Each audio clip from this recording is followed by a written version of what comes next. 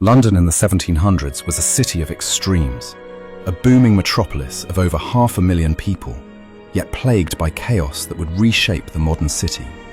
This was also an era of transformation. Elegant squares rose in the West End, and architects like Christopher Wren rebuilt the city in grand style. Thanks to new advanced AI software, we can now recreate these scenes with unprecedented accuracy. By analysing actual 18th century paintings and engravings, we're able to show how London is likely to have looked.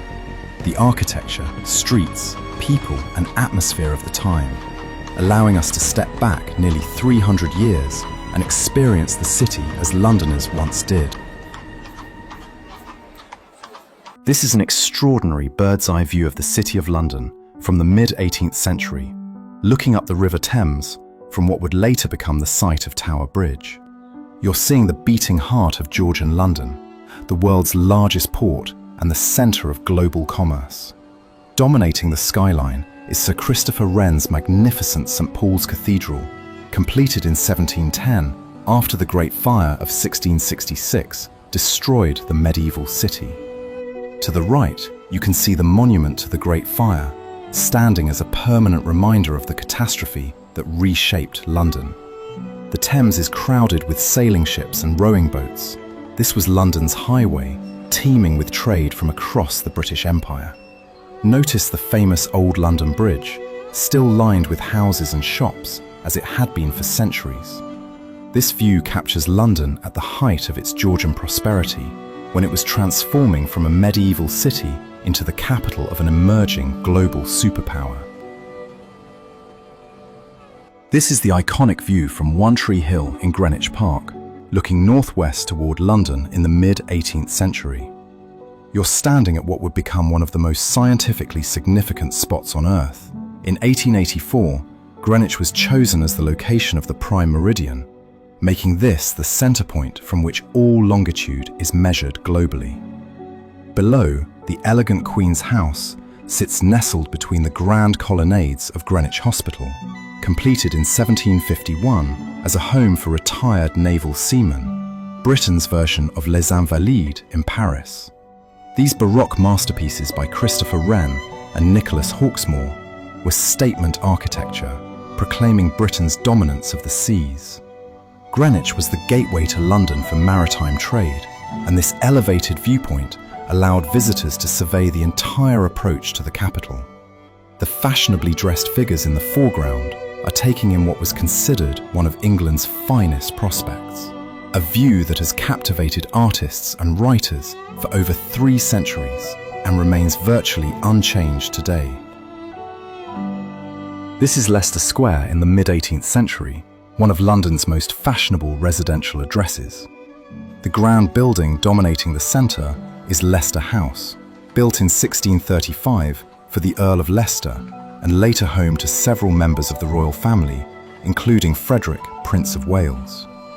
The square became a magnet for artistic genius. William Hogarth lived and worked at number 31 on the right, marked by a bust of Van Dyck above his door.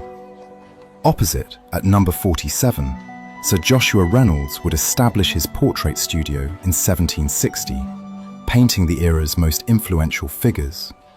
Notice the equestrian statue of King George I at the centre of the square, erected in 1753. By this period, Leicester Fields had transformed from open farmland into one of London's most desirable addresses, though its grandest days as a residential square were numbered. Within decades, entertainment would replace aristocracy as the square's defining character. Next, we arrive at the south bank of the Thames, looking across to the Tower of London, Britain's most formidable fortress, seen from the water that once served as both its moat and its highway.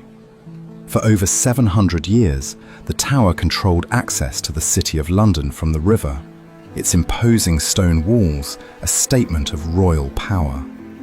The White Tower, the massive Norman keep at the heart of the complex, was built by William the Conqueror starting in 1078, using Carl stone imported from France. By this period, the tower served multiple roles simultaneously: royal palace, prison, armory, mint, and treasury for the crown jewels. The waterfront you see here was the main entrance for prisoners arriving by barge through Traitor's Gate, including Anne Boleyn and Sir Thomas More, before their executions. The various sailing vessels on the Thames remind us this was London's commercial artery, with everything from royal barges to merchant ships passing beneath the tower's watchful gaze.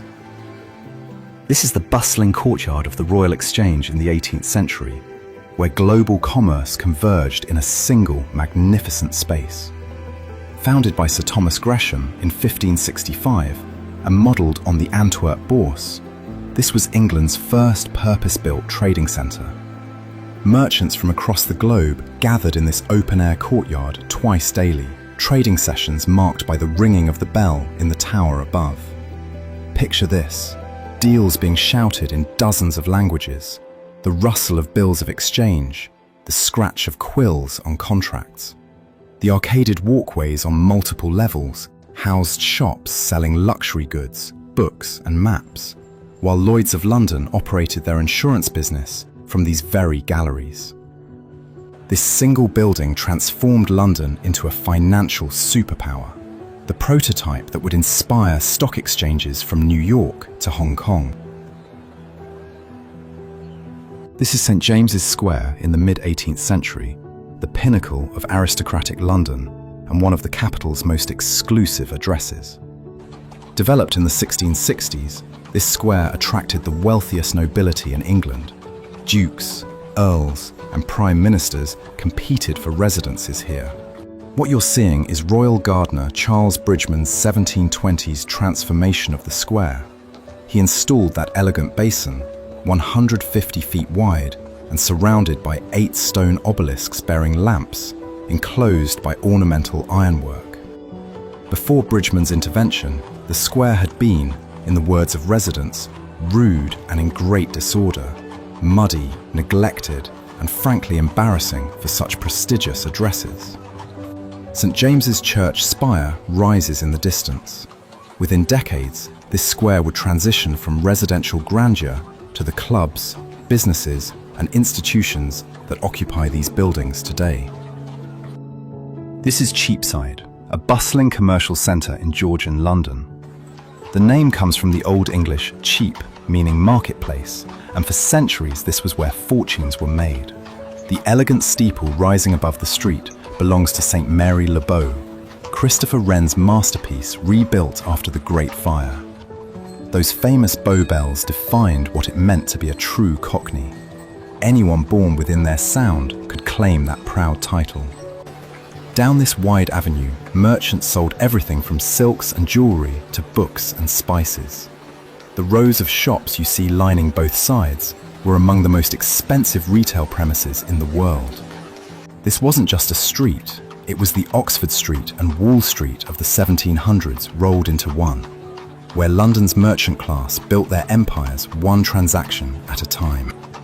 History has left us thousands of these remarkable engravings and paintings from cities across the globe, snapshots frozen in time, waiting to be brought back to life.